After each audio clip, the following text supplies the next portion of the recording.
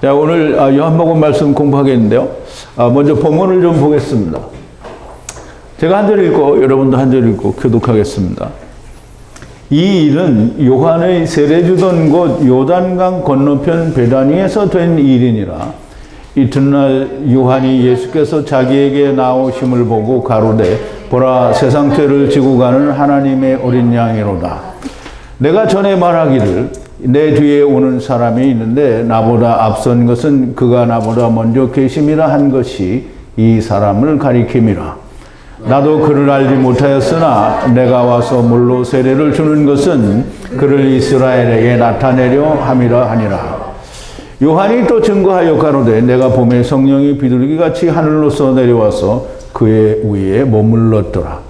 나도 그를 알지 못하였으나 나를 보내어 물로 세례를 주라 하신 그이가 나에게 말씀하시되 성령이 내려서 누구 위에든지 머무는 것을 보거든 그가 그 성령으로 세례를 주는 이인 줄 알라 하셨기에 내가 보고 그가 하나님의 아들이심을 증거하였노라 하니라. 또 이튿날 요한이 자기 제자 중 두 사람과 함께 섰다가 예수의 다니심을 보고 말하되 보라, 하나님의 어린 양이로다. 두 제자가 그의 말을 듣고 예수를 쫓거늘 예수께서 돌이켜 그 쫓는 것을 보시고 물어 가라사대 무엇을 구하느냐. 가로되 랍비여 어디 계시오니이까 하니 랍비는 번역하면 선생이라. 예수께서 가라사대 와 보라. 그러므로 저희가 가서 계신 데를 보고 그날 함께 거하니 때가 제 10시쯤 되었더라. 아멘. 우리 잠깐 기도하겠습니다. 거룩하시고 또 자비로우신 우리의 처음 하나님이시며 또 나중 하나님이시며 동시에 우리 아버지가 되시는 여호와 하나님께 감사와 찬송과 영광을 돌립니다.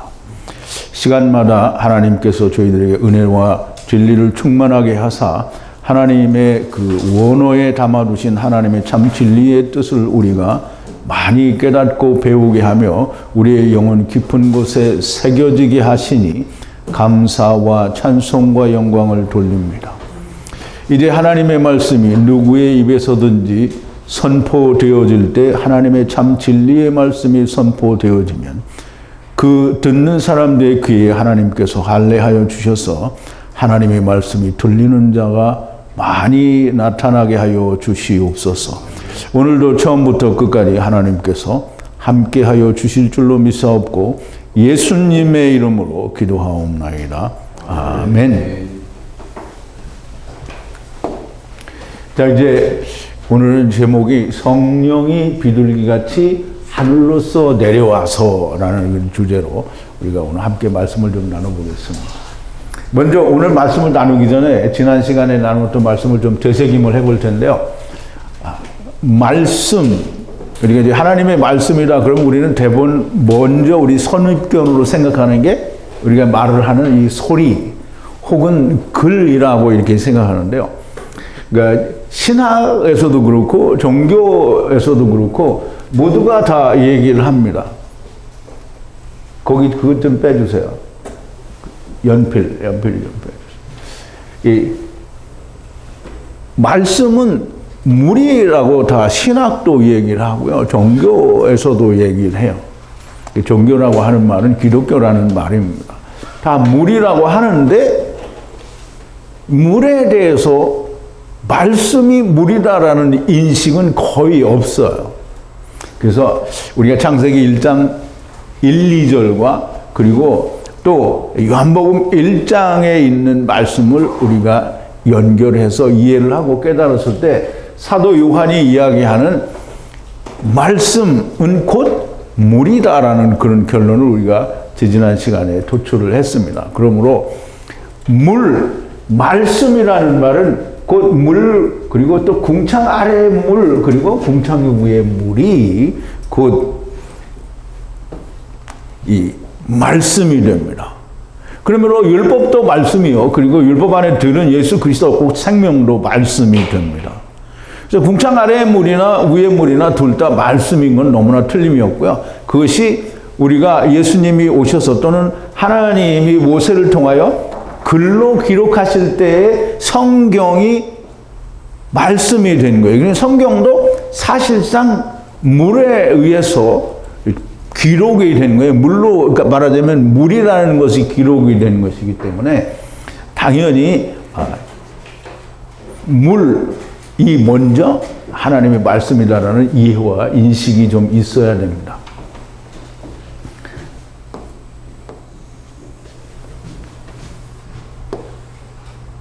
그래서 이 물, 그러니까 우리는 말씀이 육신이 되어라고 이야기를 하면 다 이 소리가 육신이 되어 왔다 이렇게 생각하는데, 말씀이 육신이 되었다라는 말을 좀 더 깊이 생각을 해야 됩니다.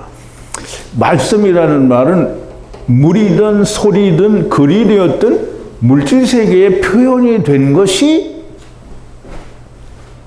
말씀이고 물이고 또는 이 다른 걸로 표현이 되는 거예요. 그런데 우리가 이제 신학에서도 이야기를 하고 기독교에서도 이야기를 합니다.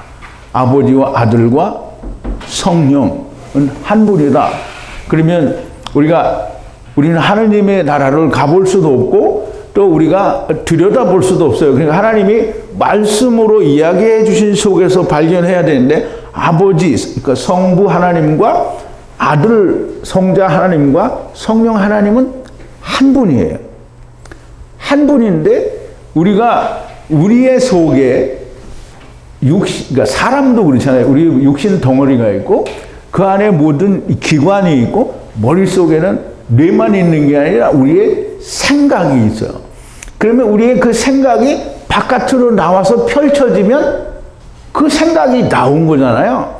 하나님도 똑같지요. 하나님의 품속에 하나님 안에 있는 지혜, 곧 생각, 뜻, 그걸 우리는 의지라고 이렇게 얘기하는데, 하나님의 예정, 하나님의 생각, 하나님의 계획이 밖으로 나온 것이 물이에요, 물.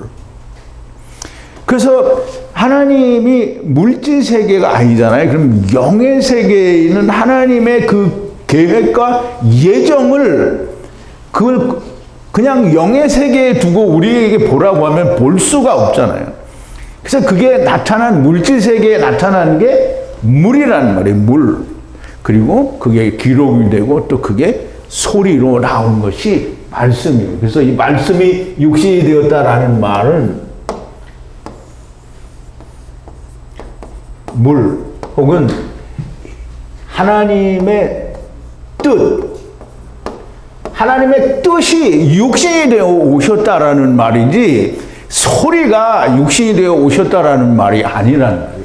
이거를 너무 잘 이해를 해야만 됩니다. 이해가 안 되면 그러면 이제 꽝인 거예요.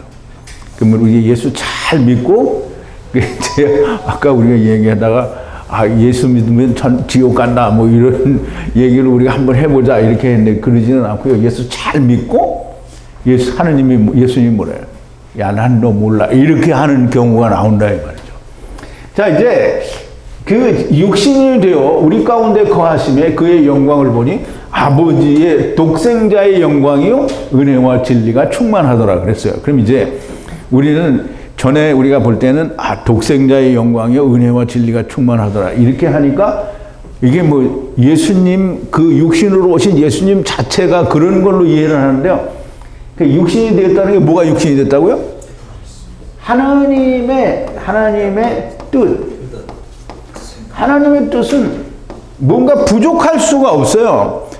완전한 거예요, 완전.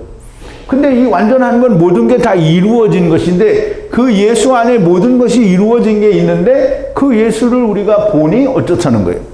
은혜와, 그럼 예수님은 은혜예요. 그리고 진리가 충만하더라. 이게 충만하다라는 말은 그냥, 이게 아니에요. 다 이루어졌다라는 얘기를 하는 거잖아요. 요한이 그에 대하여 증거하되, 여기 요한은 이제 침례 요한을 말하죠. 요한이 그에 대하여 증거하여 외쳐가로되, 이것이 내가 말하던 것이었다. 내 주에 오시는 이가 나보다 앞선 것은 나보다 먼저 계심이라. 그의 충만해서 우리가 모두 받으니 은혜 위에 은혜더라. 침례 요한은 자기는 지금 유대인들 앞에서 물로 세례를 주고 있는데, 내 뒤에 오시지만 내 뒤에 오시는 이분은 본래 나보다 먼저 존재하시는 하야하신 분이라는 거예요. 그러면 예수님이 언제 하야하셨어요? 하야는 왔다라는 의미를 가지고 있는데요. 하야는 창세기 5장에 보면 아담이 왔다 하는 것도 하야예요. 그러니까 오셨었다라는 말이고요. 다시 돌아갔다라는 의미를 포함하고 있는 게 하야예요. 그러면 하야를 그러면 예수님이 하나님의 뜻이 처음 하야한 것이 언제예요? 태초. 네, 태초죠. 물이에요, 물. 그러니까 침례 요한은 이런 정도까지는 다 알고 있는 거예요. 하나님의 세계에 대해서는 모를 수 있으나 이런 정도는 알고 있는 거예요. 그러니까 그분이 나보다 앞선 것은 먼저 계심이라 했어요. 처음에 계셨다라는 뜻이에요. 그에 충만한 데서 우리가 모두 받으니 은혜 위에 은혜다. 은혜 위에 은혜더라라는 말은 은혜가 되고 또 은혜가 된다라는 말이 아니고요. 은혜 위에 또 은혜라는 게 처음에도 은혜로 나중에도 은혜라는 말이에요. 그러면 모두 구원이라는 말이죠. 누구는 지옥 간다 이런 말은 없는 거예요. 그러면 이제 지옥에 가고 싶은 사람은 단 한 분도 없어요. 그런데 누가 지옥에 가냐면 믿는 사람은 천당 가고 믿지 않는 사람은 지옥 간다. 이 사람들이 다 지옥 간다. 왜? 없는데 있다고 하니까 너는 다 거기 가라는 거예요. 자, 이제 율법은 모세에 의해 주셨고 은혜와 진리는 예수 그리스도에 의해 하야하였다라고 이제 이 사도 요한. 근데 사도 요한은 참 너무 신비로운 분이에요. 바울은 갔다 왔으니까 다 안다고 하지. 요한도 갔다 온 거나 못지않게 하나님께 계시를 많이 받았겠죠. 그러니까 요한계시록도 기록을 하고. 모세에 의해서 주셨고 은혜와 진리는 예수 그리스도에 의해 하야하였다라고 이게 말하자면 기노마이 이렇게 되어 있는데요. 제가 이제 우리가 쉬운 말로 우리가 더 익숙한 말로 하야하였다라고 바꿔서 말을 하는데 똑같은 말입니다. 기노마이 하셨다라고 하는데요. 이제 율법은 모세에 의해서 주어졌고 은혜와 진리는 예수 그리스도에 의해 주어졌다. 그러면 이 한 줄에 뭐가 있냐면 율법과 복음이 다 들어있는 거예요. 사도 요한은 참 신비로운 분 중에 한 분입니다. 자, 어느 때나 하나님을 본 이가 없으나 아버지의 품속에 있는 그 유일한 아들이 기록하셨다. 이게 지난 시간에도 기록하셨다라는 말씀을 했는데 하나님을 본 이가 아무도 없어요. 이 세상에 있는 사람들 중에는 하느님을 본 이가 없어요. 물론 하늘의 천사들은 하나님을 늘 뵙겠지요. 그런데 세상에 온 이는 아무도 하나님을 본 이가 없어요. 그런데 하느님의 아버지의 품속에 있는, 그러니까 이제 제가 아까 설명을 드린 대로 품속에 있다라는 말이 무슨 말인지가 잘 이해가 돼야 됩니다. 아버지와 함께 있던 그 하나님의 뜻이 육신이 되어 세상에 오셔서 유일한 아들이 기록하셨대요. 그럼 이제 우리가 육신이 되어 나타나셨다 이 말은 사페루라는 단어, 즉 기록하셨다라는 의미가 있다라고 말씀을 드렸잖아요. 그러면 하나님이 창세기 1장 1절, 2절, 3절에 쓰신 게 전부 글로는 쓰셨지만 창조하신 거는 다 소리를 내서 이건 나와라 저건 나와라 그 무슨 이 하나님이 도깨비병을 뚝딱 해서 이거 나와라 뚝딱 이렇게 하는 건 아니잖아요. 다 하나님의 생각이 그냥 다 나타나는 거예요. 물이 다 자연적으로 하나님의 그 생각, 의지, 뜻에 의해서 그렇게 다 변화가 되고 창조가 되는 거예요. 그러면 아버지의 품속에 있는 아버지의 뜻, 예정, 작정이 궁창 위의 물과 아래의 물로 하야하셨고 그 물이 만물에 기록이 되었다라는 거예요. 만물의 근원은 물이라는 말씀이죠. 바리새인들이 예루살렘에서 제사장들과 레위들을 요한에게 보내어 당신은 누구냐고 물을 때 요한이 증거를 합니다. 나는 그리스도가 아니다. 그렇게 고백하니까 그들이 묻기를 뭐라고 하냐면 그러면 너는 누구냐? 엘리야냐? 아니다. 그러면 그 선지자냐? 아니다. 그러면 너는 누구냐? 누구라고 우리들이 너를 누구라고 우리를 보낸 자들에게 가서 말을 해야 되느냐. 그러니까 침례 요한이 말합니다. 나는 이사야 선지자가 말씀한 주의 길을 곧게 하는 광야에 외치는 자의 소리라. 바리새인들이 물론 이제 광야에 외치는 자의 소리를 우리가 지난 시간에 다 자세히 설명을 드렸는데요. 바리새인들이 보낸 자들의 질문과 답이고요. 네가 그리스도도 아니고 엘리야도 아니고 그 선지자도 아니면 왜 침례를 주느냐. 침례를 주는 것을 유대인들은 대개 메시아가 오면 이런 걸 다 바꾸는 것으로 그렇게 이해를 했기 때문에 왜 침례를 주느냐라고 그렇게 묻는데요. 사도 이제 침례 요한은 왜 내가 세례를 주는지는 설명을 안 합니다. 나는 물로 침례를 주거니와 내 뒤에 오시는 너희 가운데 너희도 알지 못하고 는 그분이 오셔서 그분은 이 성령으로 세례를 주실 분인데 나는 그의 신발끈을 풀 수 있는 가치도 없는 자요. 그랬어요. 그러면 이제 이 침례 요한은 뭐냐면 침례 요한은 율법의 마지막이잖아요. 그러면 율법이 자기 스스로 자기를 풀을 수는 없는 거예요.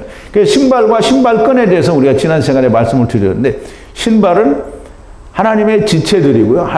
신발이 아니고 발이 지체들이고요. 신발은 그 발들이 신고 있는 율법이고요. 그 율법을 끈으로 묶고 있는 게 끈입니다. 그러면 그 신발을 끊으려면 누가 풀어야 되냐면 그 신발을 끈을 푸는 거는 예수님이라는 거예요. 그러니까 침례 요한은 자기는 그걸 풀 수 있는 자가 아니고 그의 지체들에게 매여 있는 율법을 풀 수 있는 자가 아니고 그분만이 그것을 풀 수 있고 그분만이 그걸 풀기 위하여 성령으로 침례를 주신다는. 자, 이제 조금 길기는 하지만 우리가 지난 시간에 나눴던 말씀들을 다 되새김을 해봤고요. 자, 이제 28절부터인데요. 이 일은, 그래서요. 이 일은 뭐냐면 지금, 이 침례 요한과 제사장들과 레위들 간의 이야기를 말하는 거예요. 그들이 있었던 일은 그 요단 건너편 베다니에서 일어난 침례 요한이 침례 주던 곳이다라는 말인데요. 이 일은 침례 요한이 침례를 주던 곳에 바리새인들이 보낸 제사장의 질문과 제사장들과 레위들의 질문을 주고받은 일이 일어난 곳은 침례 요한이 침례를 주던 곳이었다라는 그런 말인데요.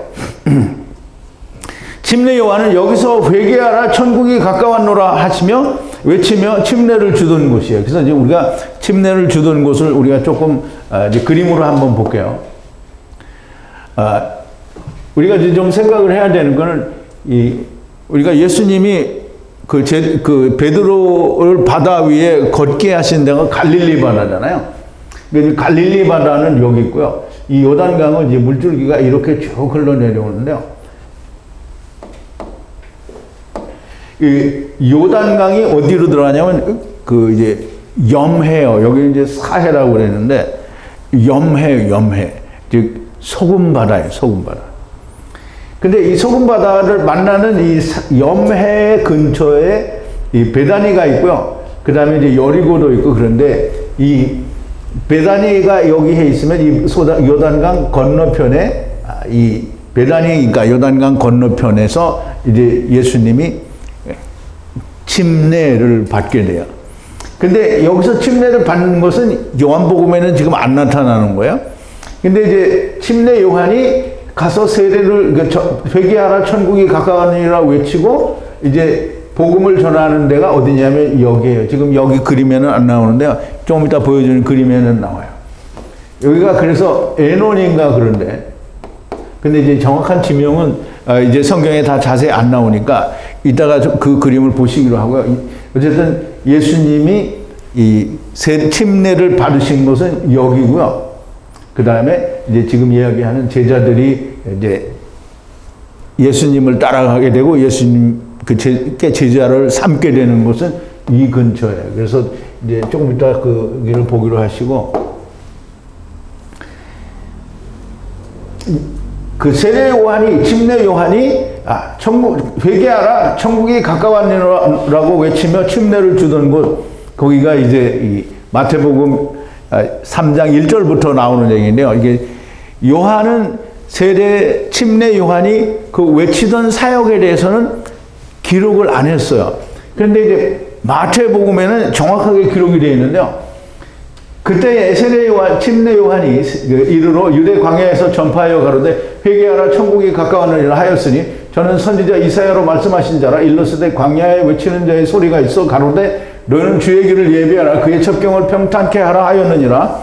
이 요한은 약대 털을 옷을 입고 허리에 가죽띠를 띠고 음식은 메뚜기와 석청이었더라. 이때 예루살렘과 온 유대와 요단강 사방에서 그에게 나와 자기들의 죄를 자복하고 요단강에서 그에게 침례를 받더니 요한이 많은 바리새인과 사두개인이 세례를 베푸는데 오는 것을 보고 이르되 독사의 자식들아 누가 너희를 가르쳐 임박한 진노를 피하라 하더냐. 그러므로 회개에 합당한 열매를 맺고 속으로 아브라함이 우리 조상이라고 생각지 말라. 내가 너희에게 이르노니 하나님이 능히 이 돌들로도 아브라함의 자손이 되게 하시리라. 이미 도끼가 나무 뿌리에 놓였으니 좋은 열매 맺지 아니하는 나무마다 찍어 불에 던지오리라. 나는 너희로 회개케 하기 위하여 물로 세례를 주거니와 내 뒤에 오시는 이는 나보다 능력이 많으시니 나는 그의 신을 들기도 감당치 못하겠노라. 그는 성령과 불로 너에게 세례를 주실 것이요 손에 키를 들고 자기의 타작마당을 정하게 하사 알곡은 모아 곡간안에 들고 쭉정이는 꺼지지 않은 불에 태우시리라 그랬어요. 자, 이제 이 마태가 기록한 침례 요한이 회개하라 천국이 가까웠느니라고 외치던 그곳은 예수님이 이 침례를 받으신 그곳은 아니라는 거예요. 그래서 이제 우리가 그 장소를 조금 구분할 필요는 있는데요. 정확하게 이게 왜 이렇게 구분이 되는지 뭐 그런 거는 뭐 그렇게 크게 썩 중요한 건 아닙니다. 어쨌든 주님이 오셔서 세상에서 침례를 받으셨고, 자 이제 29절인데요. 그 다음날 그 요한이 그 예수께서 그에게 오심을 보고 그리고 가로되 보라 그 세상의 그 죄를 그 들어올리는 그 하나님의 그 어린 양이라. 이게 참 관사가 되게 많이 붙었어요. 다 그거예요. 근데 이제 우리가 이 그라는 단어를 앞에 안 쓰면 영어에서 정관사 사용이 그렇습니다. 꼭 그것이어야 하는 때에 얘기하는 거예요. 그러니까 세상이 말하는 하나님이 아니고요. 하느님이 말씀하시는 그 하나님이고요. 하나님의 말씀에 기록이 된 그것들을 말하는 거예요. 그래서 레위들이 와서 침례 요한에 대하여 신문, 이제 거의 신문에 가까운군요. 신문을 하고 간 뒤 다음 날인데요. 이 다음 날은 여기에는 그 성경에는 거의 뭐 이튿날, 다음 날 이렇게 하는데 이 다음 날은 뭔가 장소가 변동이 됐거나 이동이 됐다라는 그런 의미를 가지고 있어요. 자, 이제 사도 요한은 예수님의 침례 받으시는 장면을 생략하는데 주님이 오시는 것은 침례를 받으시기 위함입니다. 그래서 아까 이 마태복음 거기를 읽었는데 여기 마태복음 3장 13절에서 17절인데요. 다시 한번 보죠. 이때 예수께서 갈릴리로서 요단강에 이르러 침례 요한에게 세례를 받으려 하신대 요한이 말려가로되 내가 당신에게 침례를 받아야 할 터인데 당신이 내게로 오시나이까. 예수께서 대답하여 가라사대 이제 허락하라. 우리가 이와 같이 하여 모든 의를 이루는 것이 합당하니라 하신대 이에 요한이 허락하는지라. 예수께서 침례를 받으시고 곧 물 위에 올라가실 새 하늘이 열리고 하나님의 성령이 비둘기같이 내려 자기 위에 임하심을 보더니 하늘로서 소리가 있어 말씀하시되 이는 내 사랑하는 아들이요 내 기뻐하는 자라 하시니라. 이게 참 이제 우리가 하나님의 말씀에 대해서 그냥 이쪽 귀를 듣고 이쪽 귀를 흘려가는 말씀으로 듣는 사람들이 교회 다니는 사람은 거의 대부분입니다. 그러니까 하나님이 성경에 기록하셨으니까 이건 하나님의 말씀이니까 이거는 변할 수 없는, 고치면 안 되고 더해도 안 되고 자기 생각은 보태도 안 된다, 이런 절대적인 생각이 있어야 되는데요. 하나님 말씀에서 하나님 아유 그래 말씀하셨거나 말고는 난 내대로 살지, 이렇게 하는 사람들이 대부분이라는 말이죠. 하나님이 말씀하셨으니까 이건 죽어도 하나님 말씀이어야 되는 거예요. 그럼 이제 비둘기같이 내려와 자기 위에 임하심을 보더니 라고 했잖아요. 하늘로서 소리가 있어 말씀하시되 이는 내 사랑하는 아들이요 내 기뻐하는 자라. 그 주위에 있던 사람은 아무도 못 들었을지 몰라요. 근데 여러분들한테는 꼭 여러분들만 아니라 귀가 정말 할례를 받아서 열린 귀면 이 말이 자기에게 들리는 말로 들리는 거예요. 하느님이 하늘로서 소리를 냈어요. 그러니까 누가 들었어요? 침례요한은 반드시 들었을 거예요. 예수님도 들었어요. 그런데 다른 성경에 보면 다른 사람들에서는 무슨 소리는 났어. 그런데 이게 무슨 천둥 소리다 뭐다 이렇게 얘기를 했다는 거잖아요. 근데 여러분들은 얼마나 복이에요. 하느님이 귀로 안 들려주시고 글로 이렇게 써서 줬잖아요. 그러니까 이걸 하나님의 말씀이라고 듣고 믿으면 유대에 있던 예수님 앞에 세례 침례 요한에게 침례를 받으신 예수님 주위에 있던 그 사람들보다 얼마나 복되냐 이 말이에요. 근데 귓구녕이 막혀서 이거를 눈가리가 덮여서 안 보이고 안 들리면 아무짝에도 쓸모가 없는 거잖아요. 그러니까 이쪽 귀를 듣고 하나님이 말씀하시는데 하나님 이렇게 하는 거 똑같은 거예요. 미친 거 아니에요? 성령이 비둘기 같이 내리대. 물론 그 주위에 있던 사람은 이걸 못 봤을지 몰라요. 그런데 못 봤더라도 우리와 같은 소리가 나서 무슨 소리가 들렸으면 그럼 하나님의 역사잖아요. 그걸 알 수 있는, 그러니까 하느님이 소리가 그 사람들한테 안 들렸어. 나는 안 들렸어. 무슨 천둥 소리만 들어서 이건 개소리인 거예요. 왜? 그 소리도 물이잖아요. 하나님이 역사하신다는 물이잖아요.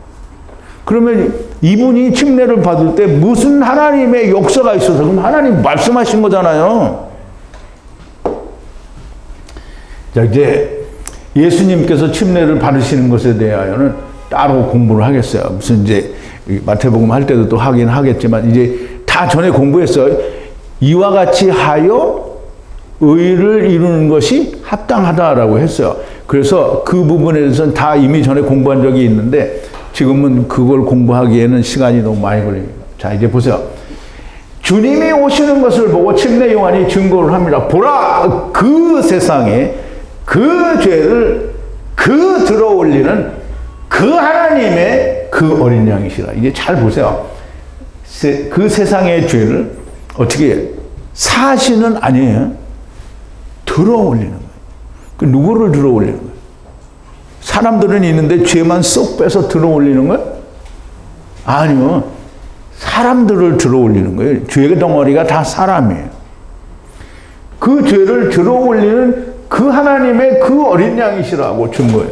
번역은 세상 죄를 지고 가는 하나님의 어린 양이라고 하는데요. 명백하게 호라는 정관사가 붙은 것은 너희의 생각하는 세상과 죄와 하느님과 들어올리는 것과 어린 양이 아니라는 거예요. 그러니까 사람들이 생각하는, 즉 사람들의 생각은 뭐예요?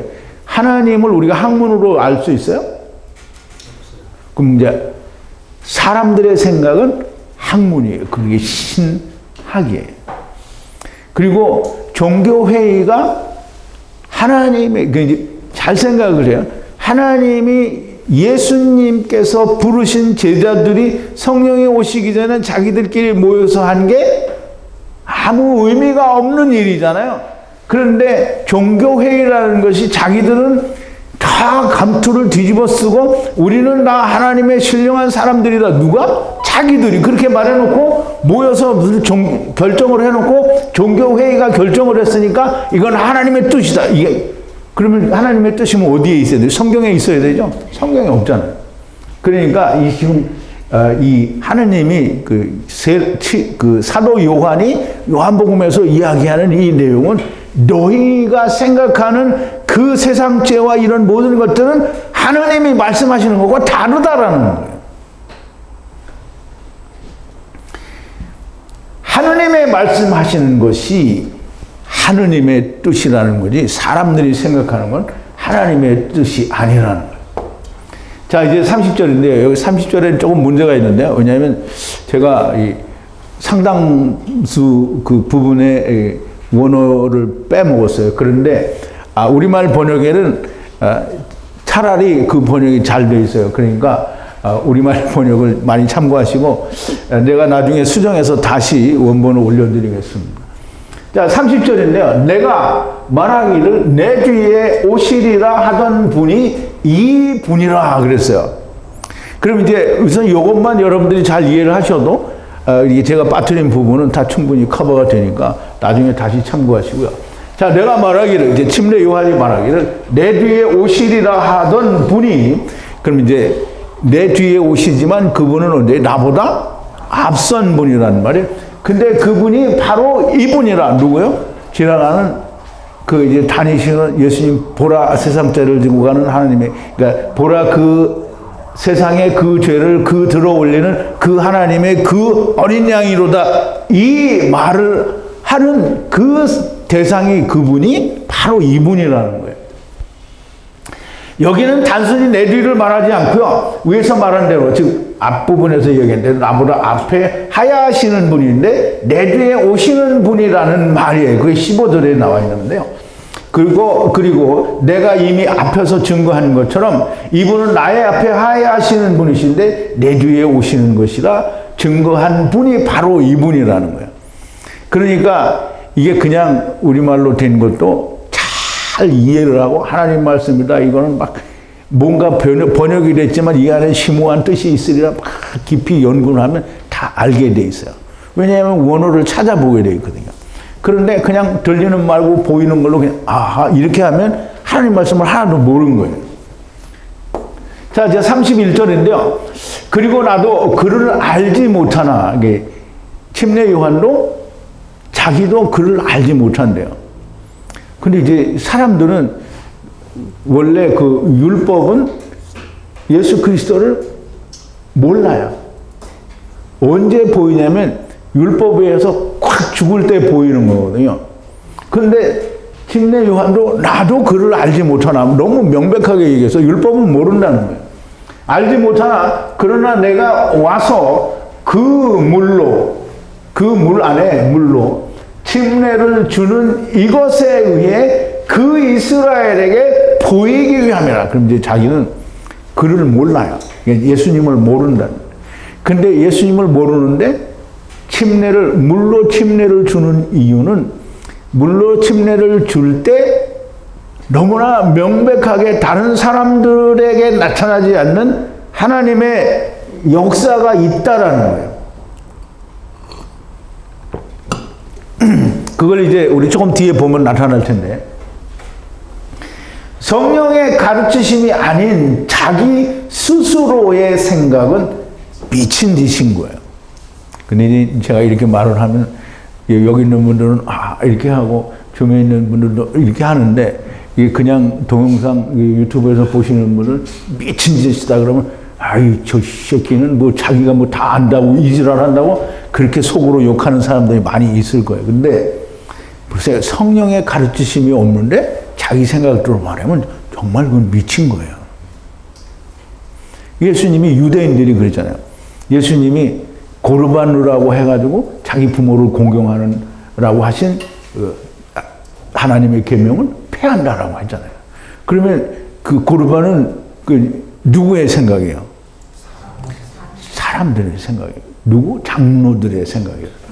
그럼 장로들의 이전에 율법에 정말 엄청나게 많아요. 엄청나게. 그게 다 뭐냐면 누룩이에요. 누룩. 사람의 생각은 안 돼요. 성령님이 가르쳐 주시지 않은 자기의 생각은 세상 사람들이 좋아하는 말로 다 뭐냐면 나는 그거 없다고 생각해요. 근데 다 세상 사람들은 뭐라고 하냐면 자기 생각대로 하면 다 어디 간다고요? 네, 다 거기 간다고 하는 거예요. 자, 이제 성령의 증거인지 마귀의 증거인지는 확증해야만 됩니다.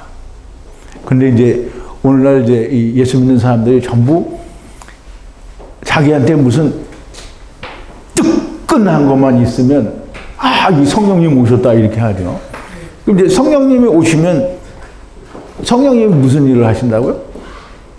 성령님이 오셔서 내가 천국 보여줄게 따라와 이거 안 해요. 그럼 이제 사람들이 하나님 날 지옥을 좀 보내주세요. 그러면 성령님이 탁 오셔서 지옥 보러 가자 이렇게 안 한다는 말이에요. 성령님이 오시면 예수님이 뭐라 했어요? 그가 오시면 너희를 진리 가운데로 그러니까 의에 대하여 죄에 대하여 심판에 대하여 책망한다고 했잖아요. 그리고 성령이 오시면 뭐라 하냐면 내가 너희에게 말하는 것을 생각나고 다시 가르친다라고 했어요. 근데 성령님이 오셔서 야 지옥 보여줄게 이렇게 하면 그게 성령님이 성경에 예수님이 말씀하신 일을 한 거예요? 아니에요? 안 했어요. 내가 이렇게 말하면 이거 듣는 사람들이 지가 가봤어? 너 어떻게 한다고? 못 믿어. 이렇게 얘기하는 사람도 많이 있을 거예요. 그래도 됩니다. 마음대로 하세요. 자, 이제 하나님의 말씀은 성령이 오시면 하나님의 말씀을 풀어서 알게 해주는 게 성령님이 하시는 일이에요. 근데 성령님이 어디로 하나님이 보내주시지도 않은 선교를 막 자기가 가잖아요. 그래서 오지에 가서 선교를 하다가 하나님 여기가 이렇게 필요합니다. 그때 하나님 복을 주셔서 무슨 어떤 사람이 막 큰 기부금을 내서 몇십억이 들어왔다. 하나님이 해주셨다. 하나님이 왜 그거 해줘? 하나님은 모르는 게 성령님이 하시는 게 아니고요. 하나님은 뭘 한다고요? 말씀을 깨닫게 합니다. 자, 이제 하나님의 말씀에 대해서 마귀는 자기의 생각, 곧 세상의 지식을 말을 해요. 그런데 이제 침례 요한이 얘기하잖아요. 나도 모르는데 내가 와서 물로 침례를 주는 것에 의해서 그 이스라엘에게 보이기 위함이라. 그러면 침례를 주면 이스라엘에게 뭔가 보여줄 수 있는 거예요. 그래서 보이기 위함이라 침례를 주는 것이 어떻게 이스라엘에게 그를 메시아, 곧 하느님의 보내신 자를 보이게 하는가. 침례를 모든 이스라엘에게 다 주면 반드시 그 안에서 하느님의 보내신 자, 곧 메시아, 하느님께서 기름 부은 자가 나타나실 것이요 하나님께서 성령으로 임하셔서 증거하실 것이라는 말이에요. 여기는 그 설명이 없지만 이제 그 느낌을 주고 있으면 다음 절에서 그 내용이 바로 나오죠. 자, 이제 32절인데요. 그리고 침례 요한이 본 것에 대하여 증거하여 말하기를 그 성령이 푸뉴마가 이 하늘에서 비둘기처럼 내려와 그리고 그의 위에 머물렀더라 그랬어요. 그럼 이제 침례 요한이 본 것. 그 옆에 있는 군중들이 다 봤다고 안 했어요. 침례 요한이 봤어요. 침례 요한이 봤어요. 그러니까 예수님께 침례를 주는데 침례가 물에서 나오니까 하늘에서 성령이 내려와서 그 위에 머물렀다. 이게 번역이 굉장히 중요합니다. 거기서 머물렀다. 그러면 이제 예수님이 또 돌아다니잖아요. 그러면 여러분 머물렀다라는 말은 무슨 생각이 들어요? 성령이 비둘기같이 임했다가 갔어요. 이제 우리말 번역에 의하면 느낌이 그거예요.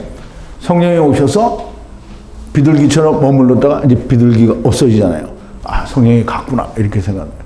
근데 머물렀다라는 말이 무슨 뜻이냐면요. 예, 머물렀다라는 말이 이게 메이논인가 메이논 이렇게 에메이논 이렇게 어쨌든 발음은 그거 비슷한데 그러니까 히브리 말로는 그 말이 뭐냐면 야샤브예요. 야샤브는 다른 말로는 앉아있다 이런 뜻도 되지만 야샤브는 거기에 사는 걸 말해요. 거하다라는 말이에요. 그러면 성령이 머리에 내려와서 머물렀다라는 말은 예수님과 야샤브 하는 거예요. 자, 이제 비둘기라는 말은 요드는 10이고요. 계명이라는 의미를 가지고 있는데 물론 마친다라는 뜻도 있고요. 계명으로 세상에 이 바부는 세상에 온 물고기들에게 은혜를 주는 새예요. 그게 비둘기예요. 그러면 세상에 온 물고기들에게 은혜를 깨닫게 하는 새는 뭐예요? 성령님이죠. 그래서 비둘기같이 왔다라고 하는 거예요. 그래서 성령이 오셨다는 것은 세상의 계명을 두고 그러니까 계명을 들고 왔다는 말은 선악을 알게 하는 나무를 가지고 왔다는 말도 되고 율법을 가지고 왔다는 말도 돼요. 그래서 계명을 들고 온 물고기들에게 은혜를 알게 해주는 거예요. 그 성령님의 역사는 그거야. 그러니까 성령님의 역사는 막 지옥 보여주고 천국 보여주고 막 무슨 역사가 나타나서 뭘 이렇게 해주고 그러는 건 성령님의 역사가 아니에요. 그건 비둘기 같은 성령이 아니에요. 비둘기 같은 성령, 비둘기처럼 오시는 성령님은 하나님의 은혜를 알게 하는 거예요. 은혜가 뭐라고요? 은혜. 예?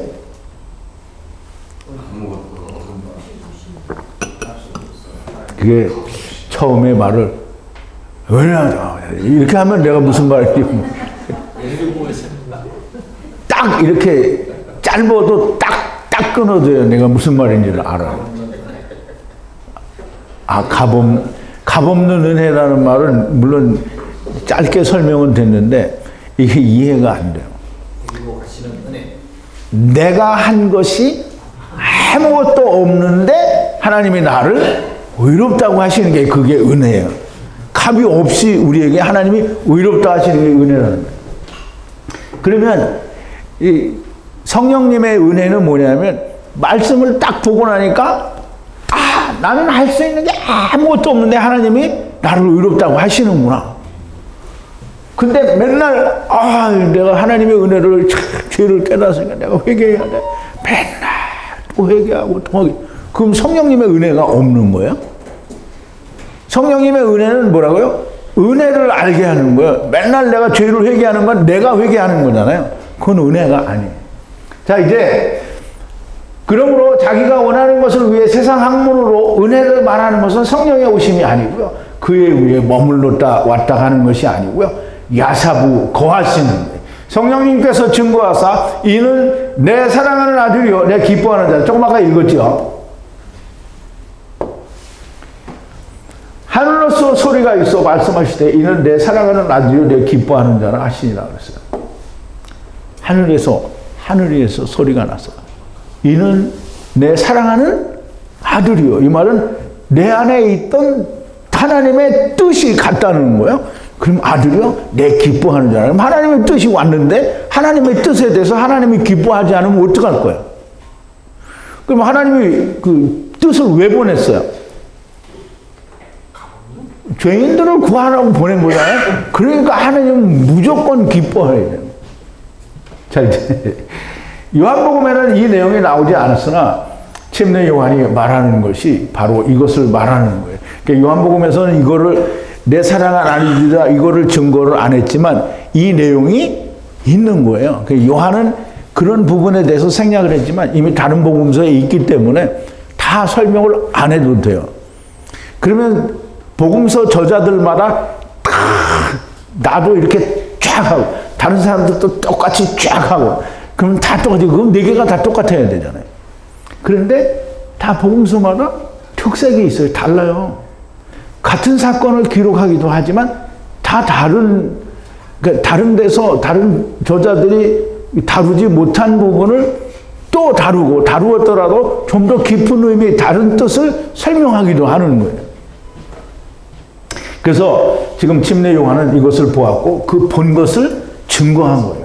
물론 요한복음에서는 그거를 설명하지 않지만 다른 복음서에서는 요한이 그거를 보았다라는 거예요. 자, 이제 33절인데요. 그리고 나도 그를 알지 못하나 나를 그 보내사 물 안에 침례를 주라 하신 그가 내게 가라사대 누구든지 위에 그 성령이 내리고 그리고 그의 위에 머물면 이분이 그 거룩한 성령 안에 침례를 주는 줄을 알라 하셨다 그랬어요. 이제 이거는 특별히 제가 설명을 드리지 않아도 너무 잘 이해가 되죠. 왜 이제까지 잘 들었잖아요. 그럼 이제 그래도 좀 우리가 설명을 하죠. 그리고 나도 그를 알지 못하나 나를 보내사 물로 침례를 주라 하신 그가. 그럼 이제 침례 요한을 보내신 자가 누구예요? 네, 하느님이에요. 전능하신 하나님 보내신 거예요. 가라사대 누구든지 위에 그 성령이 내리고 그 위에 머물면 이분이 거룩한 성령으로 침례를 주는 이신 줄 알라 하셨어요. 그러면 침례 요한이 아까 마태복음 3장 17절에서 봤잖아요. 비둘기처럼 내리고 또 하늘이 열려서 소리가 났잖아요. 근데 그걸 봤으니까 그럼 이분이 성령으로 세례를 주는 분이구나. 이거를 알라고 하느님이 말씀하셨다는 거예요. 다른 건 얘기 안 했어요. 하느님이 침례 요한에게 그걸 얘기를 했어요. 그러니까 침례 요한이 침례를 주는 모든 것이 엘리야처럼 세상 사람들을 다 회개하라고 하는데 그 회개하라고 하는 와중에 증거해야 할 메시아가 나타날 건데 그 메시아는 머리 위에 성령이 비둘기같이 머무르고 그리고 하늘에서 소리가 들리면 그가 성령으로 세례를 주는 분인 줄 알라라는 거예요. 그렇게 증거하셨기 때문에 이렇게 자기가 증거를 하는 것이고 내가 모든 이스라엘에게 회개를 외치고 침례를 주는 것은 하느님께서 위와 같이 말씀하셨으므로 그분이 나타나실 때까지 침례를 주는 것이었는데 바로 그분이 내게 오셔서 물로 침례를 주는데 하늘에서 성령이 비둘기같이 내려 그분의 위에 야사부하니 내가 그가 성령으로 침례를 주시는 분이라고 증거하였노라 그래서 그럼 이제 우리는 침례 요한의 증거를 이제 신학이라는 거는 보면 그래요. 침례 요한이 이렇게 증거를 했다 그러면 아하 이렇게 해야 되는데 무슨 토를 달아서 무슨 학자가 무슨 말을 했고 이렇게 했는데 뭐 이럴 수도 있고 사람들이 오해를 하세요. 그거 왜 토를 다는 거야? 하나님 말씀에 대해서. 자 이제 34절인데요.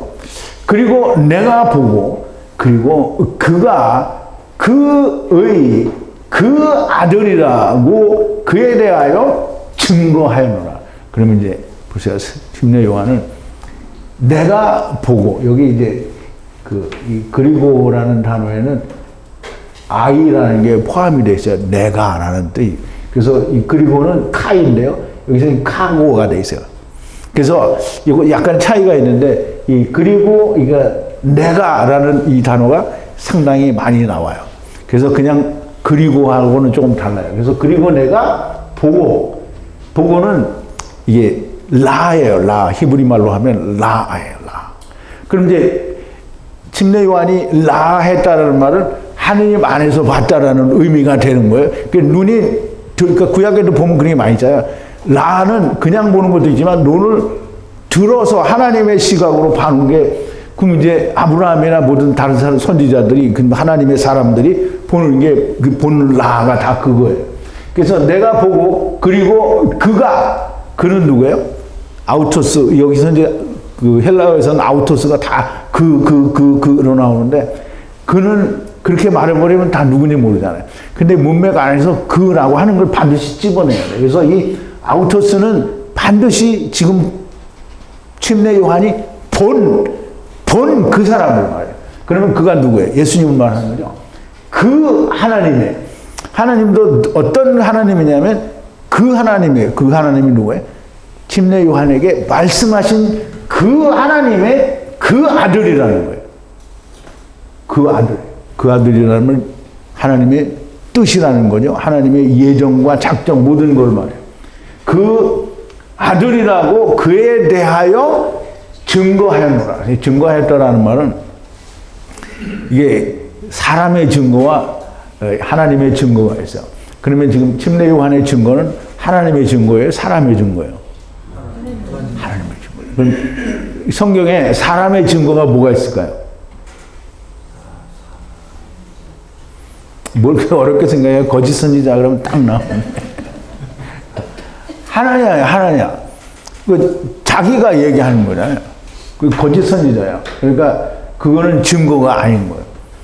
그래서 그리고 내가 보고 성령의 내려오심을 보고 그리고 그 하나님의 그 아들이라 그 세상의 그 죄를 들어올리는 그 하나님의 그 어린 양이라고 증거하였고 또 하나님의 음성이 들려진 대로 하나님의 아들이시며 그의 기뻐하시는 자라 증거하였다라는 거예요. 물론 이제 이 증거는 침례 요한이 거기 군중들에게 다 증거를 했을 거예요. 근데 이제 그 똑같은 내용들을 마태가 또 기록을 했고 누가도 기록을 했어요. 물론 이제 마가에서는 상당 부분이 생략이 되기는 했는데요. 어쨌든 이 침례 요한은 분명하고 명확하게 다 증거를 한 거예요. 자, 이제 35절인데요. 그 다음날, 또 그 다음날이 됐어요. 이 다음날은 뭔가 이게 장소나 시간과 때가 변경이 된 때를 말해요. 그래서 정확하게 어떤 걸 말을 한지는 우선 알 수 없으나 그 요한이, 침례 요한이, 그리고 그의 제자들의 둘이 다시 섰어요. 그럼 이제 여기서 이제 뒷부분에 설명이 나오는 게 침례 요한의 제자 둘이 섰어요. 나머지도 제자들이 더 있어요. 근데 이 둘만 지금 침례 요한하고 같이 섰어요. 이 섰다라는 말은 아마드라는 말하고 똑같은 거예요. 침례 요한하고 또 섰는데 어디에 섰냐면 예수님을 보기 위해서 또 선 거예요. 그래서 그 다음날 요한과 그리고 요한의 제자 둘이 다시 섰다가 요한의 두 제자는 메시아를 진심으로 기다리던 사람들이에요. 그럼 이제 예수님의 제자들이 다 그렇잖아요. 이들은 전부 하나님을 그 중에 한 사람은 아니죠. 바울은 막 예수님 믿는 사람 때려잡으러 다니던 사람이고, 나머지 그러니까 유다도 성격이 다르죠. 그렇지만 나머지 그 모든 사람들은 막 진심으로 메시아를 기다리던 사람들. 그러니까 이제 나다나엘 같은 경우에는 그러니까 무화과 나무잖아요. 무화과 나무 율법을 말하는데 그 안에서 있었다라는 말은 예수님이 보신 거예요. 이게 다른 사람들이 다 보니까 이 사람은 무화과 나무 그늘에서 쉬고 있었다라는 말이 아니고요. 무화과 나무 아래에 있었다라는 말은 메시아를 기다리고 있었다라는 말과 상통하는 얘기가 되는 거예요. 그럼 이제 그러니까 이 사도 요한도 그리고 베드로의 동생 안드레도 다 그 당시에는 메시아 오기를 기다리는 사람들이 충만했는데 안 기다리는 사람이 없어요. 그런데 정말 이게 사람들이 오늘날도 다 그렇잖아요. 교회 다니는 사람들이 예수님 재림 기다려요, 안 기다려요? 다 기다려요. 근데 정말 기다리는 사람은 거의 없어요. 그냥 오시면 오시는 거다, 이게. 그래서 지금 다 주둥이로는 아멘 주 예수여 어서 오시옵소서 그러는데 말은 그렇게 하는데 속으로는 얼마나 찔리냐고. 왜냐하면 자기들이 말하는 지옥에 가는지, 이제 나는 성경에 지옥이 없다고 했으니까, 그러니까 자기들이 말하는 지옥에 자기는 간다고 생각하는 거잖아요. 거기 안 가고 부자처럼 음보에 간다 그러면 그렇게 두려워할 필요가 없잖아요. 그죠? 근데 다 자기들이 생각하는 지옥에 간다고 하니까 그 생각하는 지옥에 가면 됩니다. 가고 싶어도 안 가지겠지만, 이 사도 요한과 그리고 안드레, 이 시몬 베드로의 동생 안드레, 이 모든 사람들이 정말 메시아 오기를 진심으로 기다리는 사람이에요. 그러니까 소문을 들으니까 침례 요한이 회개하라 천국에 가까우니라 외치잖아요. 그럼 여러분들 같으면 가겠어요, 안 가겠어요? 그럼 사도 요한하고 안드레는 간 거예요. 그래 가지고 침례 요한한테 들어보니까 이 예수님이 그 세상에 그 죄를 들어올리는 그 하나님의 그 어린 양이래요. 그러니까 그거 들렸으면 어떻게 해야 돼요? 잽싸게 가야 되죠. 근데 다른 제자들은 침례 요한이 증거를 했는데 안 왔어. 나중에 침례 요한이 어떻게 해요? 이것들이 안 가고 자꾸 자기만 쫓아다니니까 야 그거 아니야. 너 가서 예수님한테 한번 다시 물어봐라. 이렇게 된 거잖아요. 그렇게 기다리고 갈망하던 메시아라는 말을 들은 거잖아요. 그러니까 이제 그 말에 따라서 항상 이제 침례 요한을 동행하다가 예수님이 증거가 되니까 그럼 예수님을 따라가는 거예요. 이제 36절인데요. 그리고 그 예수님의 다니심을 보고 말하기를 보라 그 하나님의 그 어린 양이라. 그러면 이제 이게 침례 요한의 결정적인 말이에요. 그 하나님의 그 어린 양이라. 그러니까 이제 사도 요한도 안드레도 율법을 열심히 지키고 메시아를 기다린다라는 말은 자기는 이 메시아가 와야 산다라는 그런 믿음을 가지고 있는 거잖아요. 그러니까 이스라엘 사람들은 다 율법을 달고 사는 사람들이에요. 그러니까 모르는 사람은 모르지만 하나님이 은혜를 주면 다 알아요. 오늘날 교회 다니는 사람도 다 예수 믿지만 다 모르잖아요. 근데 은혜를 주면 알아요. 그 은혜를 받은 사람들이 누구예요? 우리. 네. 1호 삼성회. 자, 이제. 그리고 그 예수님이 다니심을 보고, 예수님이 다니셨다라는 말은 이제 우리가 헬라어로 말하면 이제 할라크라는 말인데요. 할라크라는 말은 보통 하나님과 사람들이 동행하게 될 때 할레크라는 말을 쓰고요. 그냥 사람들이 하나님의 나라를 향해서 걷는 것을 할라크라는 말로 표현을 해요. 그럼 이제 예수님이 할라크 하신다라는 말은, 물론 헬라어로는 할라크라고 안 돼 있어요. 여기는 내가 또 발음을 안 써놨으니까 이제 안 읽기로 하고. 할라크라는 말은 예수님이 그냥 뭐 심심해서 산보하듯이 이제 강아지 끌고 반려견 데리고 이렇게 산보하듯이 다니는 게 아니라는 말이죠. 지금 예수님이 세상에 뭘 하러 오셨어요? 회개하라 천국이 가까우니 이거 선포하시고 다 내게로 오라고 온 거잖아요. 지금 그거 하러 다니시는데 침례 요한이 그걸 보고 그렇게 하나님의 아들이라고 이게 증거를 하는 거잖아요.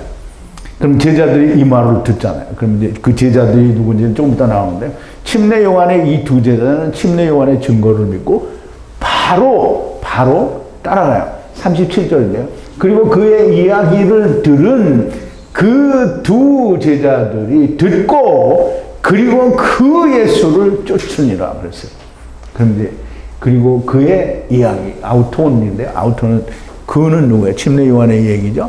얘기를 듣고 그 두 제자를 뭐냐면 그 안드레와 또 한 사람은 기록을 안 했으니까 누구라고 그랬죠? 사도 요한. 두 제자들이 듣고는 여기는 이제 이게 기노스코인데요. 이 말은 샤마하고 같은 말이에요. 샤마는 사람들이 그냥 듣는 거는 샤마가 아니에요.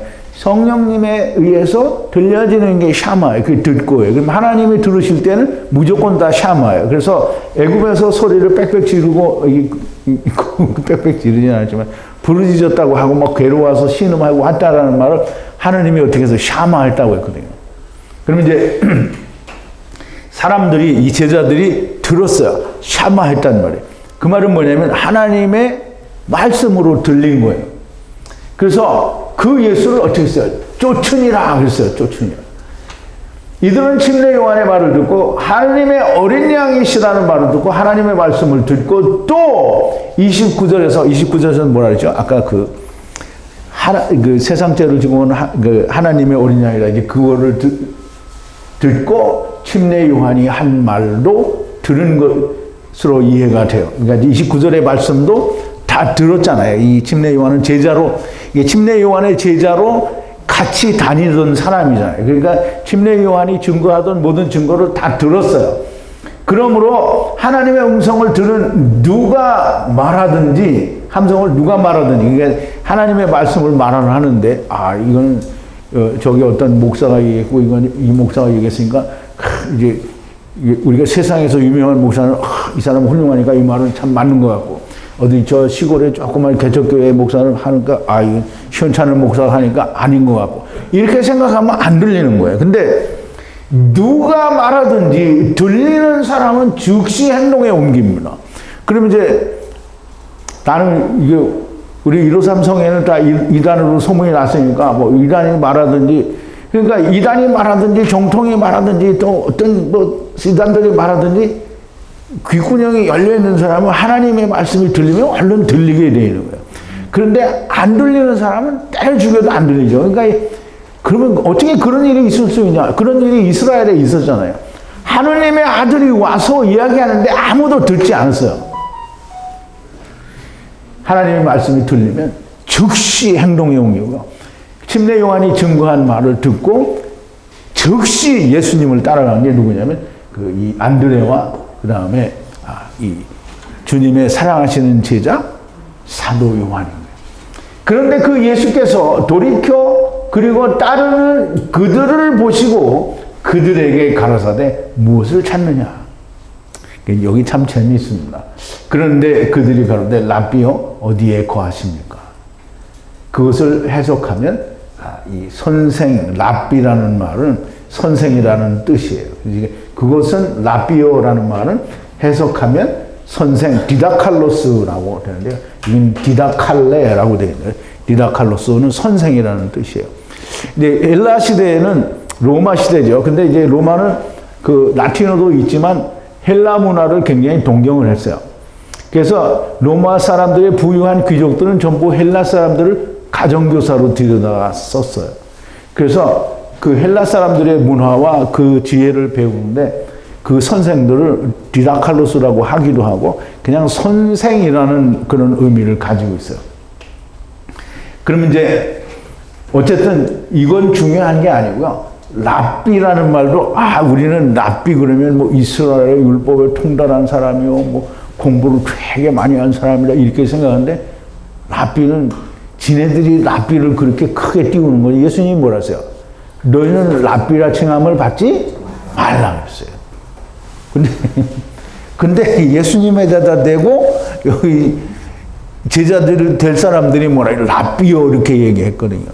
예수님 그거 좋아하겠어요? 안 좋아하겠어요? 안 좋아하겠죠. 그 나중에 이 사람들이 랍비라는 말을 그래도 또 씁니다. 제자들이. 자, 이제 어쨌든 예수님이 돌이켰어요. 보니까 따라오니까 돌이켜서 보시고 무엇을 구하느냐. 이게 여기서 찾느냐 이 말은 네가 원하는 것, 네가 구하는 게 뭐냐라는 거예요. 너희가 구하는 것이 무엇이냐. 그러니까 그들에게 가르사대 무엇을 찾느냐. 너희들이 원하는 게 구하는 게 뭐냐라는 말이에요. 이게 구한다라는 말은 이게 히브리어로 바카시예요. 바카시. 뭘 요구하다, 간청하다. 이걸 얘기하는 거예요. 그러면 이제 무엇을 찾느냐, 바카시 하느냐. 그런데 그들이 가로되 랍비요 어디 계십니까? 어디에 거하십니까? 그래요. 이제 그 전에 어떤 그 여기서 큰 목사님이 그런 얘기를 했어요. 그러니까 지금도 그렇게 사람들 생각하는지 이건 잘 모르겠는데, 이 제자들이 예수님을 낳고 예수님 어디 계십니까? 이렇게 하니까 예수님이 와 보라 이렇게 하니까 예수님도 자기 집에 있다는 거예요. 그러므로 예수님도 집에 있는 사람이니까 부자라는 거예요. 그래서 하나님 믿는 사람들 다 부자가 돼야 된다라고. 그래서 뭐 오중복음인지 삼중복음인지 뭐 그걸 얘기를 하는데요. 오중복음, 삼중복음 얘기했으면 뭐 누구 얘기하는지 다 알 것 같은데. 자, 이제 어디에 계십니까? 거하십니까? 이 말은 우리가 잘 생각해야 됩니다.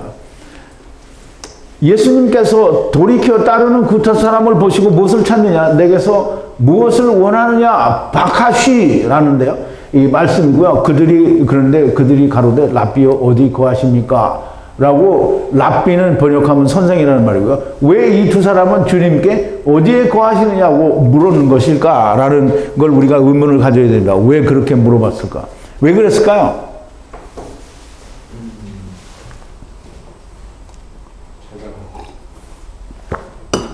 자, 이제 잘 생각해봐요. 예수님께 자기들이 원하고 구하는 것을 설명을 해야 되잖아요. 오늘날 같으면 어디 가겠어요? 네. 근데 은밀한 얘기를 해야 되는 거잖아요. 조용한 얘기를 해야 돼요. 근데 우리 조용한 카페를 갔든지 다방에 가야 되는데 그때는 다방도 없고 카페도 없어요. 그러니까 예수님께 묻는 거예요. 우리 이렇게 좀 예수님께 대하여 질문할 것도 많고 들을 것도 많은데 그럼 어디 계십니까? 우리가 가겠습니다. 이 말이에요. 그러니까 이게 무슨 집에 있으니까 우리 집에 오라 이 말이 아니라는 말이에요. 그래서 이제 보세요. 주님이 어디에 계시냐라고 묻는 그것은 예수님과 사도 요한으로 추정되는 사람은 예수님의 사촌이고 사실 서로 잘 아는 사람이에요. 그리고 이게 예수님의 제자들이 다 그 동네 사람들이에요. 뭐 약간씩 지역은 다르지만 다 동네 사람들이고. 근데 어디 살고 있냐 이거 물어보는 게 아니라는 거예요. 지금 예수님은 어디에 계시냐 우리가 지금 대화를 좀 해야 되겠는데. 그래서 어디에서 말씀을 들을 수 있습니까? 라는 말이고요. 우리가 아까 얘기하는 그림이 나오는데요. 아까 이제 우리가 요단강에서 침례를 받으신 곳이 여기라고 했잖아요. 근데 이제 여기서 이튿날, 그 다음날 이렇게 몇 번 왔잖아요. 그죠?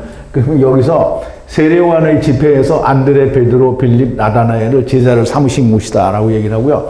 여기서 어디로 가냐면 2장에 가면 이 가나의 혼인잔치에 가게 돼요. 그래서 이제 우선 다 유대 나라에서 일어나는 일이잖아요. 근데 그 일어나는 일들이 전부 염해는 소금바다예요. 그리고 이 갈릴리도 여기도 바다라고 하잖아요. 근데 땅에 있지만 사실은 호수예요. 그런데 바다라고 해요. 그러면 소금바다라는 말은 이 유대 나라에는 뭐가 있다는 게 하나님 말씀이 있다라는 뜻이에요. 그러니까 우리 사회는 우리가 다 죽을 수밖에 없는 소금님이 너무 독한 이 사회다 이런 말이 아니에요. 그래서 우리가 이제 창세기 14장을 공부할 때 얘기했잖아요. 이 연합군 왕들과 그러면 이제 네 세상 왕이 있잖아요. 그들이 전쟁을 어디서 했어요? 염해 근처에서 했잖아요. 염해 근처에서 했단 말이에요. 그래서 이 에논이라고 막 넘어가네.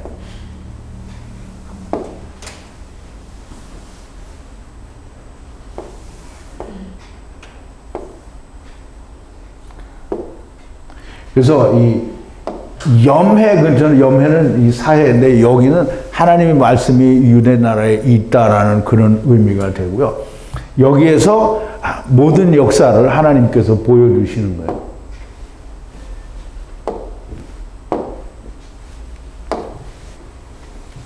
자, 이제 사실 메시아의 출현을 찾아다니고 있었던 것이라고 보이고요.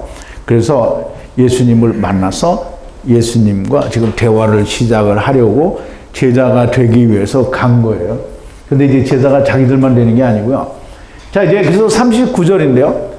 그가 가라사대 오라 그리고 보라 어디에 사는지 와서 그리고 보고 그리고 그와 그날 함께 거하니 그 10시쯤이었다 라고 얘기를 하는데요. 10시쯤 되었다. 이게 이제 신학에서는 뭐라고 하냐면 이게 유대 나라의 10시로는 무슨 저녁 때고 또 이 로마식의 10시는 아침 10시다. 그러니까 우리가 이 로마 시대의 얘기를 기록을 했으니까 이 로마 시대의 10시를 따라야 된다. 막 이렇게 다 설명을 해요. 그럼 이제 우리가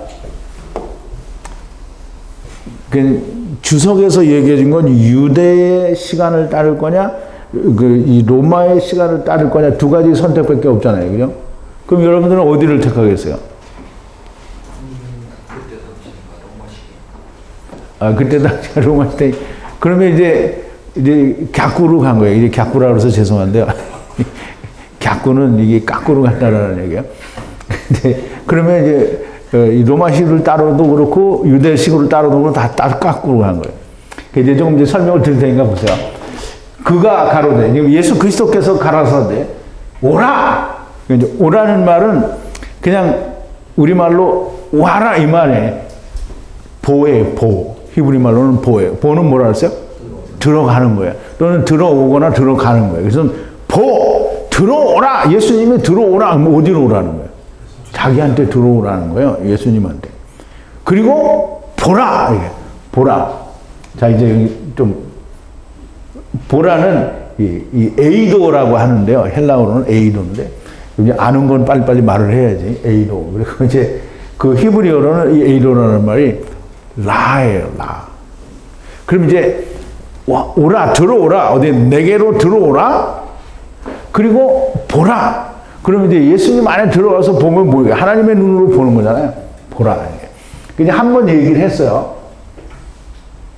그러면 이제 예수님이 어디에 사는지 보라는 거잖아요. 예수님 안에 들어와서 어디에 사는지 보라. 어디에 산다라는 말이 뭐예요? 예수님 어디 살아요? 예수님 아버지 안에 있잖아요. 그러니까 아버지 안에 있는지 와서 보라는 거예요. 그럼 이제 한 번 얘기했으면 끝나죠. 근데 예수님이 또 얘기해요. 들어와서 그리고 또 보라예요. 또 보라. 두 번 보라 그래요. 왜 두 번 보라고 할까요?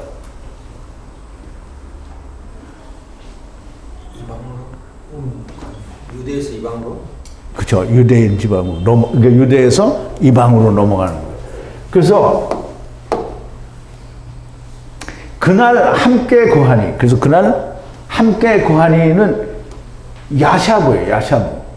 내가 여기서 또 칸이 모자라서 이게 그 스트롱 코드하고 이걸 빼먹었는데 거한다는 또 야샤브예요. 그러면 함께 야샤브였어요. 함께. 자, 이제 나도 나의 집이 있으니 와서 보라 이거 아니지. 들을 준비가 되어 있으면 들어오라는 거고요. 그리고 보라는 말씀이에요. 여기도 와서 보라가 두 번 나오는데 유대인에게서 이방인에로 넘어갈 것이라는 말씀으로 보이고요. 침례 요한도 이스라엘 전 지역을 돌며 외치는 자의 소리가 되었으며 회개하라 천국이 가까웠느니라. 예수님도 회개하라 천국이 가까웠느니라고 이스라엘의 전 지역을 다니시면서 전파를 하셨어요. 아마도 주님이 침례 요한을 만나러 가신 것으로 보이고요. 다른 메시아를 기다리는 사람들도 침례 요한을 찾았어요. 그러면 이제 예수님도 침례 요한을 가서 당신이 곧 하나님의 보내신 그 메시아라는 것을 하나님의 증거를 나타내야만 되잖아요. 그러니까 침례 요한을 만나서 침례를 받음으로 모든 의를 이루고 그리고 당신께서 하나님의 보내신 그 하느님의 아들이라고 하는 것을 하나님의 증거를 나타내신 거예요. 그러니까 그것을 침례 요한이 보고 증거를 한 거예요. 그럼 이제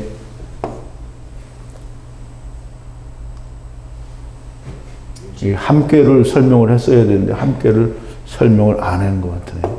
어쨌든 함께는 그러니까 예수님 안에 들어가서 보고 그러니까 들어가고 보는 거잖아요. 그럼 예수님과 함께 이제 거하게 되는 거예요. 그럼 이제 10시쯤 되었다라는 말이 나올 텐데 그들은 요단강을 따라 베다니까지 내려왔던 것으로 보이고 여기서 모두 만나고 사도 요한과 안드레는 그날부터 주님과 함께 동거를 한 것으로 보이고요. 그때가 10시쯤이었다라고 하는데요. 10시는 무엇을 말하는지 잘 알 수 없으나 시라는 말은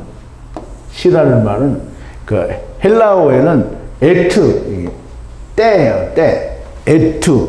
그래서 이 때는 우리가 무슨 때를 얘기할 때 용이라는 단어를 많이 쓰는데 여기는 이 에트라는 단어를 썼어요. 그럼 이 에트는 무슨 말이냐면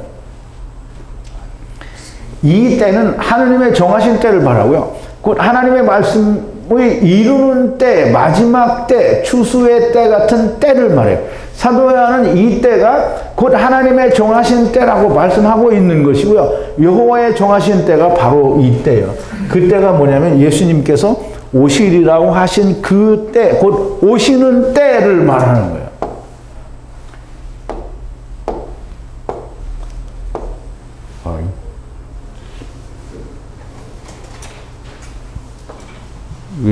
관련 성경을 했는데 어디로 갔나요? 빠지는 게 많아.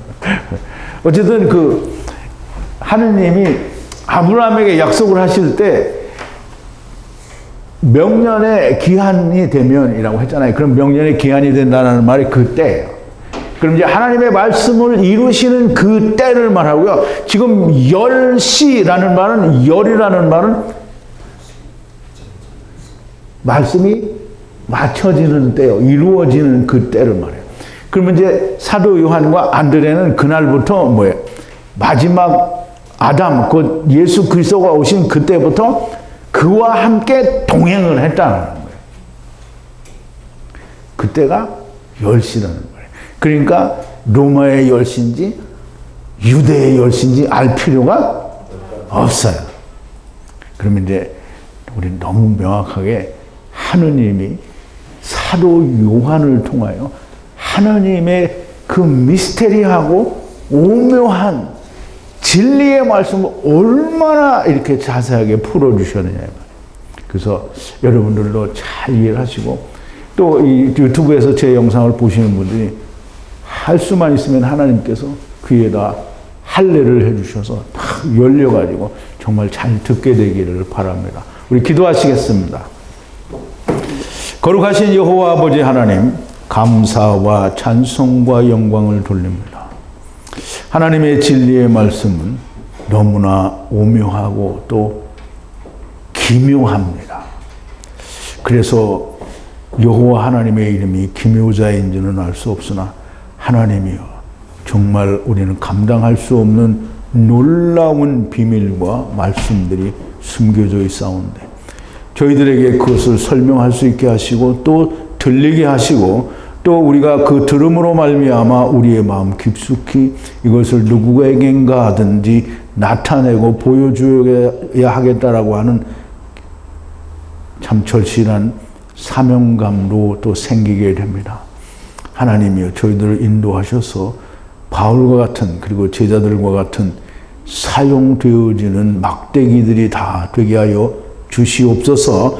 예수님의 이름으로 기도하옵나이다. 아멘.